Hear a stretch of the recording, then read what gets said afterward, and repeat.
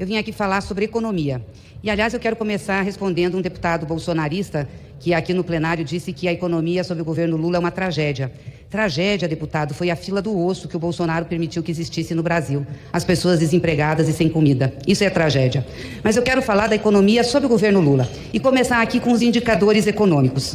Tem um boletim chamado Focus, que é um boletim do mercado, que o Banco Central, esse presidido pelo bolsonarista Campos Neto, usa para fazer a decisão sobre os juros, que dizia no início de 2023 que nós cresceríamos na economia apenas 0,65% e que a inflação em 23 fecharia em 5,36%.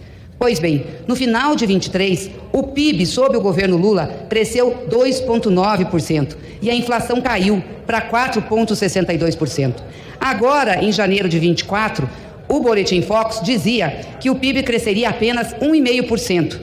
E que a inflação seria muito superior a 4%. Pois bem, no acumulado de 12 meses, até agora em 2024, nós já tivemos um crescimento do PIB de 2,5%. E a nossa inflação acumulada está em 3,93%. Mas não são só esses os dados positivos da economia. O desemprego fechou o trimestre em 7,1%, o menor percentual em 10 anos. Nós geramos nesse ano mais de 1 milhão de empregos. O saldo da nossa balança comercial está em 93 bilhões de dólares. O Boletim Focus, esse utilizado pelo Campos Neto, presidente bolsonarista do Banco Central, previa que seria 50% a menos.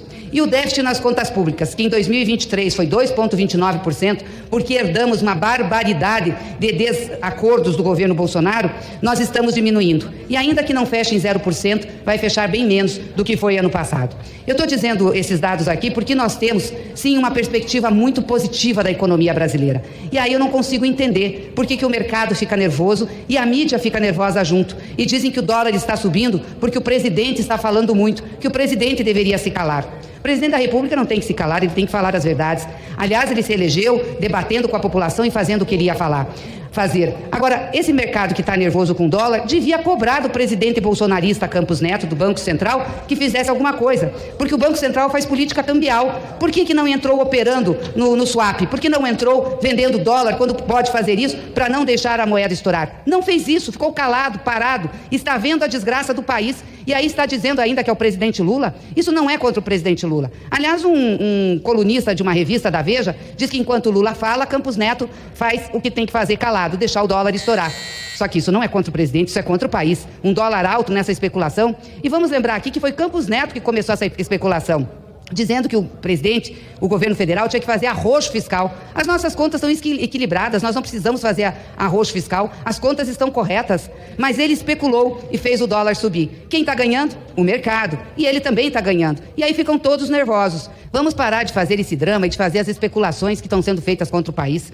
Nós precisamos que o Banco Central haja no mercado, sim, para não deixar o dólar estourar. E o presidente Lula tem que falar as verdades. Não queiram que ele faça ajuste em cima dos mais pobres e do povo brasileiro. Ele não vai mexer no aumento real do salário mínimo e nem desvincular da Previdência. Assim como também tem que preservar os pisos da saúde e da educação. Nós precisamos colocar o orçamento público a favor do povo. E precisamos, com urgência, mudar essa política do Banco Central, que ao invés de olhar para o desenvolvimento do Brasil, olha apenas para o mercado. Campos Neto é um atraso para esse país. É ele que faz mal, é ele que faz o dólar crescer. Então a mídia poderia, pelo menos, ter a decência de fazer essa crítica a Campos Neto, porque é contra o país que ele está agindo. Nós precisamos ter um país que se desenvolva, ter investimentos, ter programas sociais, ter as condições de vida digna para os trabalhadores. Foi por isso que o presidente Lula foi eleito. Foi com esse discurso que o presidente Lula foi eleito. Eu lembro até hoje que o ministro da Economia do Bolsonaro ia propor a desvinculação do salário mínimo, deputado Lindbergh, da Previdência. E o presidente Lula,